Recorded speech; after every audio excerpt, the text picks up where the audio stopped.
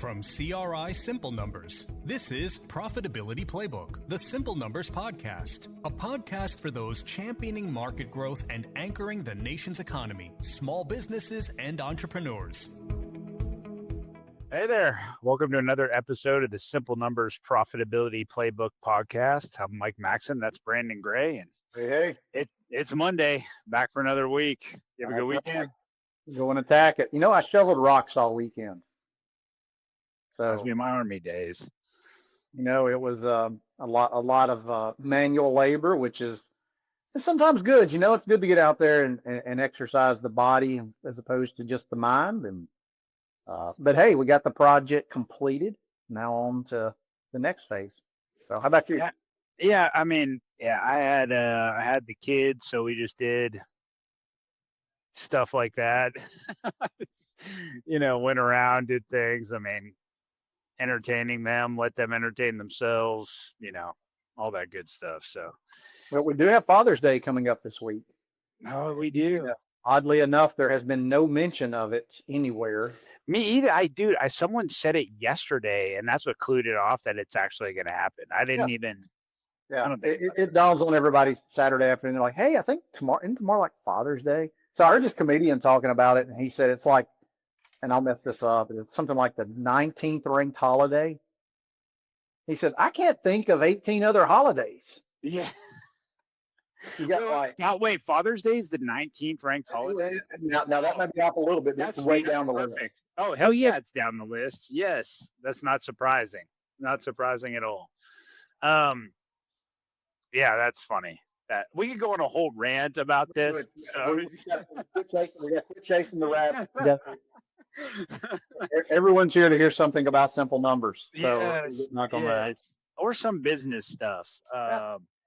Well, real quick, I think we should start doing this. I'll give a little update. And I know I didn't even talk to you about this, but I want to start doing it because every week we talk to lots of businesses, lots of them.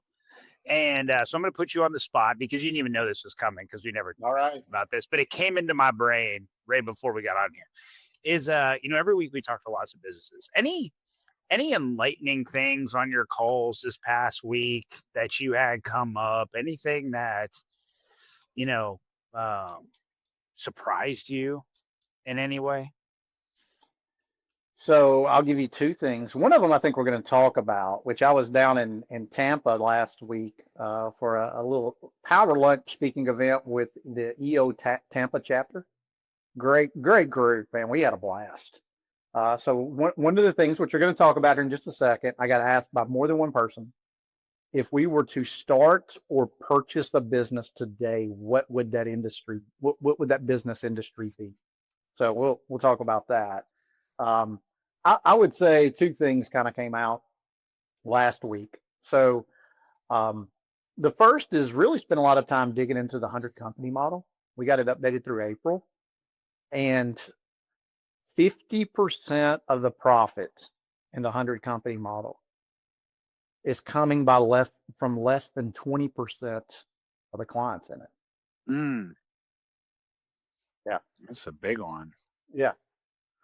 So when you kind of think about what we've talked before of the upstairs and downstairs economy, it's really pronounced.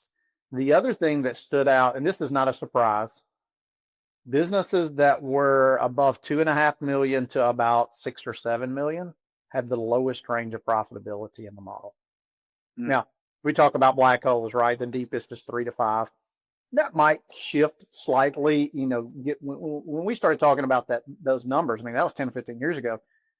Inflation, what have you, 4 is the new 3, that kind of deal.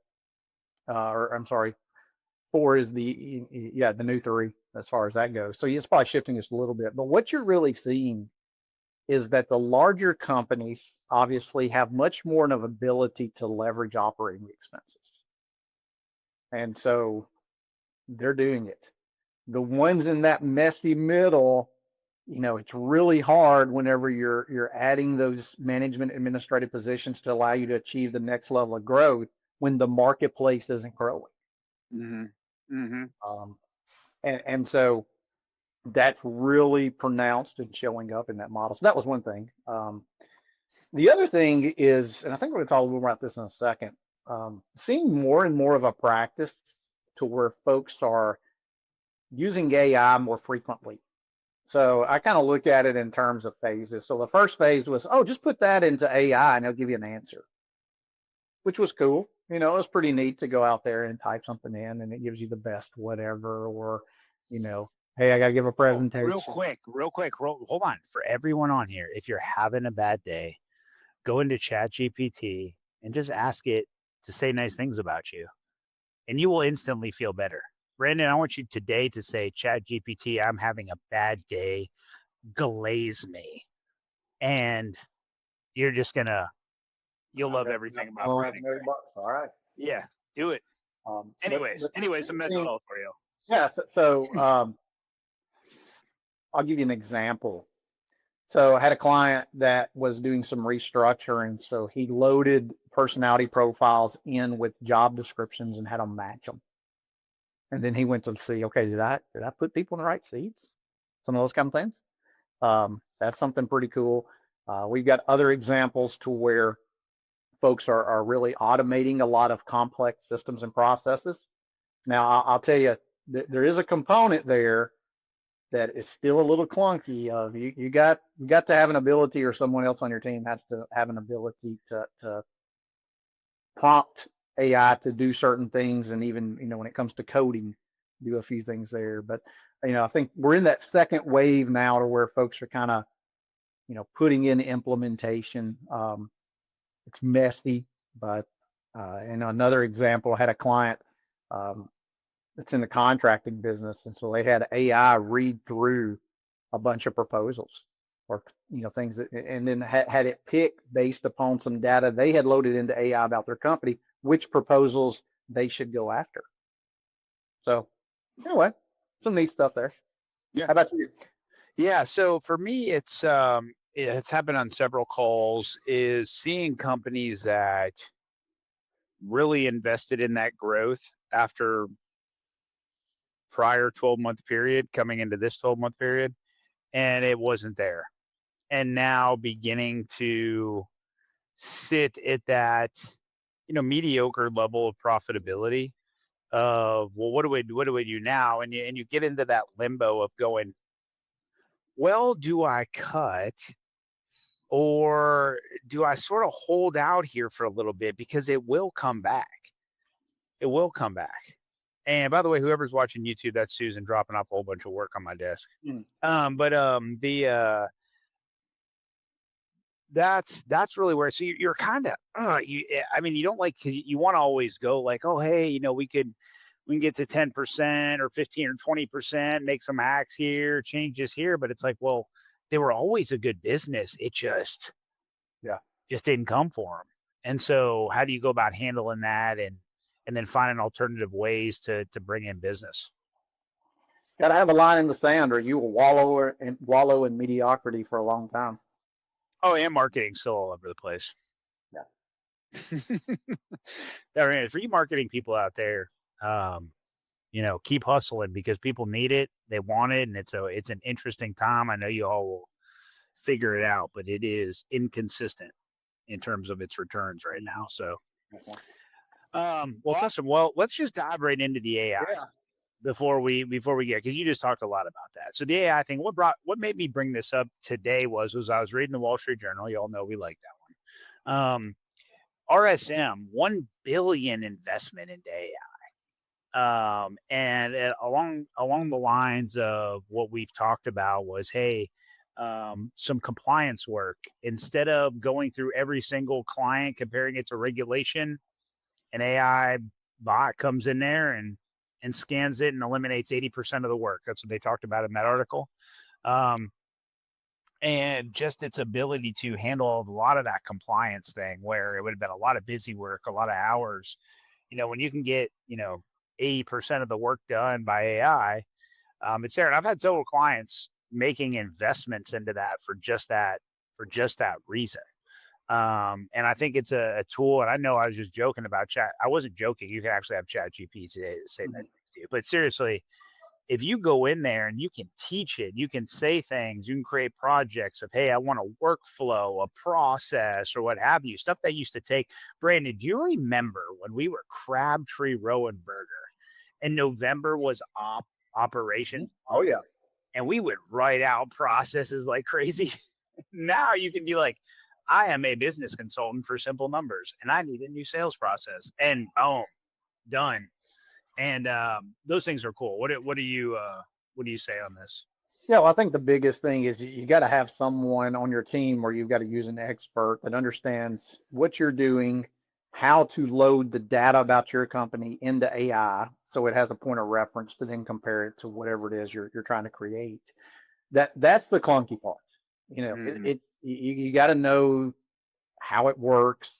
I'm not saying it's overly complex to learn based upon what I'm hearing from other folks, but it's not just one of those things to where on a random Tuesday afternoon you're going to sit down most likely and solve all your problems just yet using AI. Exactly. That component of it is just like, all right, it's really cool. It's got some really great things, and I definitely think we need to be looking at investments into the future for it. And that's part of it, is someone who understands it, who can help you connect the dots. Because I'll give you an example. I mean, there's several things that I know AI could solve for us. My issue is that I just don't know how to get AI to do it. Yes. And so I think that's where the gap is. And is that a 6-figure AI expert? I don't know, but I think that's where we're seeing entrepreneurial businesses. There's a little bit of a gap to where, I don't have a team of coders, developers, IT folks that understand where I'm at, what I'm trying to get it to do to make it happen. I think that's a bridge that can be gapped, but that's the next phase is, as it becomes smarter and as folks can get better at learning it and how to make it work. I almost think of it like user interface. Once that gets to the point to where it's almost like a decision tree of it asks you these questions to do it, and bam, you're there. But we'll get there. Remember Terminator? This was warned about in like the 80s. Great time for movies, great time for music. And, here we go, teaching these things, that stuff, freaking me out. Yep. But seriously though, that what's nice to see though is the big players out there in the market making these investments and really leading the way. You can go in on any day, any business website, any article, and look and see what companies are doing and how they're using it, sort of give you a blueprint of what they're doing. In RSM, for example, a lot of it is more for internal processes, automating workflows, helping a lot of that stuff get moved along in the process, not solving external problems of with their customers, but moving things along nicely internally, where once upon a time you'd spend hours going through stuff. I mean, I think of, one of the things I've done with my clients, and this is pretty crazy, but you've gone in there and say, hey, provide me with a SWOT analysis for a $3 million, digital marketing agency. Bam, list it out for you.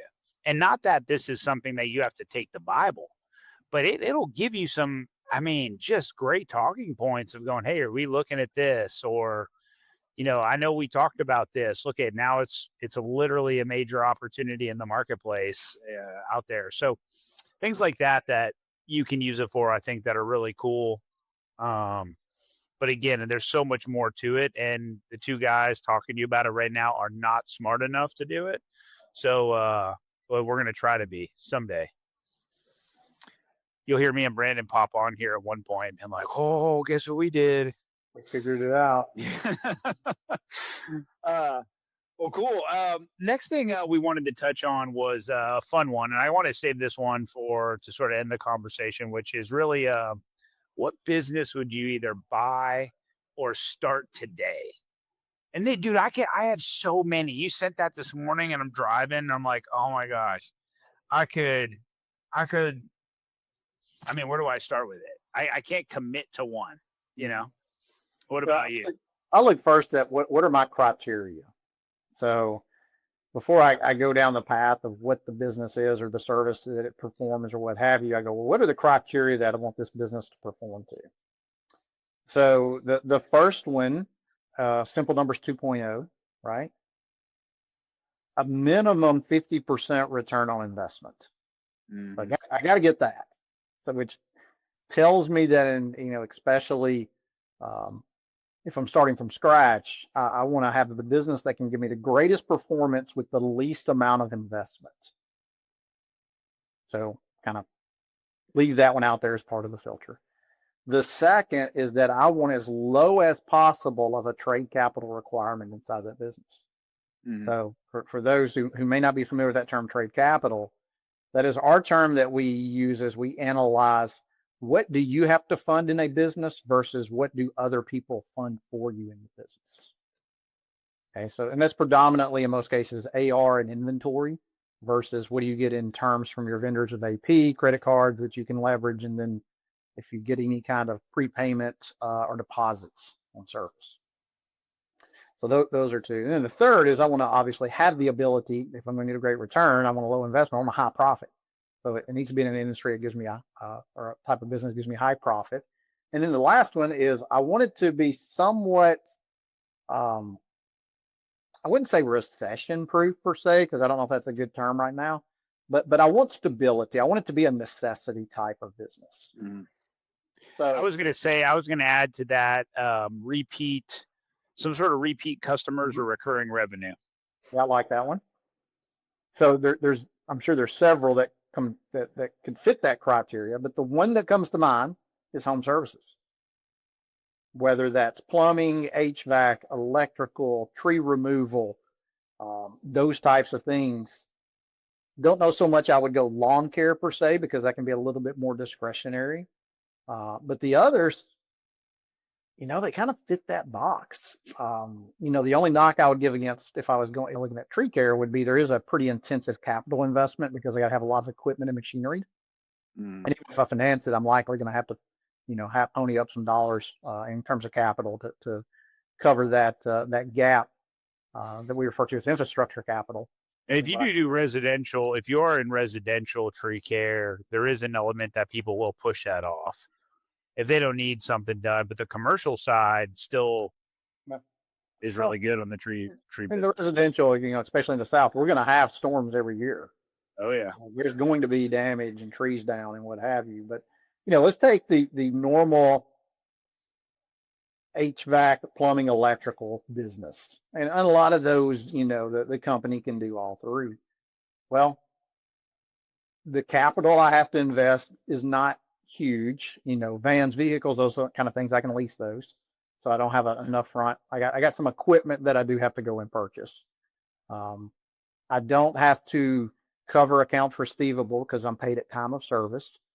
I get 30-day terms from my vendors on supplies and materials and the equipment itself. Can have a really high profit margin potentially if I manage it correctly. Here's the kicker. You got to figure out marketing, which is kind of the lifeblood of that business, which is much more difficult than 5 years ago, especially if you have a major competitor or a major company in that marketplace that's somewhat dominating it. So that's one little hang up there. I can have recurring revenue through the different clubs that they offer and what have you, the maintenance agreements. So it checks a lot of those boxes without a doubt. So I was asked this question in Tampa. That's where it came from. And so that was kind of the answer I gave is I like that. And I might be a little biased. About 22 years ago, I worked in that industry. And so know a little bit about it, enough to be dangerous, I guess. But I like those types of businesses. So how about you, Mike? Anything come to mind? Yeah, I'm going tech all day. Out after those ones, and I'm gonna paint a broad brush. Software, cybersecurity, anywhere where companies that are going to continue to innovate, and there's lots of out there. Like right now, if you're a software company and you got that AI knowledge and you understand that world, man, I mean, how you're not moving there. But I think software gives you the opportunity to not only do software as a service, but really innovate as the market moves as well. Sort of become part of different components in it. And then same on the cyber side. Talk about one of the biggest threats of our time right now is anything with cybersecurity. Anyone listening, I'll just piggyback the AI stuff in here. We got this deep fake stuff now. People, videos of people that aren't even real, and all this stuff, man. I mean, I like the cybersecurity one as well because it checks all those boxes also. Yeah. Especially a lot of the firms, when they start a project, they get a deposit on it. Mm-hmm. So your trade capital requirement's low. And I'll say this from what I've seen, the marketplace really values cybersecurity firms. Yes. They can have a really nice multiple upon exit as well. So, but you kind of see the theme. And like I said, I think it's not so much about what business would it be, it's the criteria. Yeah. Because, kind of agnostic to the business itself. I like boring. I mean, pumping septic tanks doesn't sound real fun, but guess what? Everybody has to have it done. Dude, cremating pets, I never thought about it, but there you go. Anything with pets. I mean, people. You want to talk about recession proof? People are taking care of their dogs, and that's just how it's gonna be. I mean, crazy, but it is, and we've seen lots of businesses like that come through here, but it is and always will be a necessity when that dog gets sick or it dies. There are people willing to pay for it. Just like calling that HVAC guy if that air conditioning goes out in Alabama in July. So take those concepts, that criteria, and kind of apply them to your business. So can I get a high return on investment inside my business? If not, what is preventing that? Is it profitability? Is it the capital I have deployed? What is my trade capital signature? How do I change that if it's high?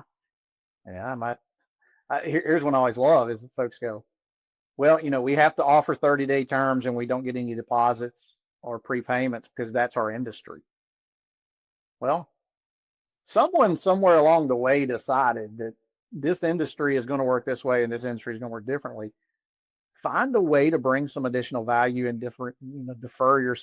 differentiate yourself rather from other folks to give you a reason to kind of go, hey, we're different. This is what it is.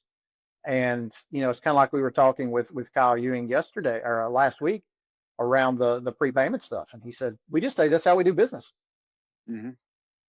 Now there's the rare exception with like government or what have you to where it's just not going to fly. But, really kind of challenge the status quo when it comes to that trade capital signature.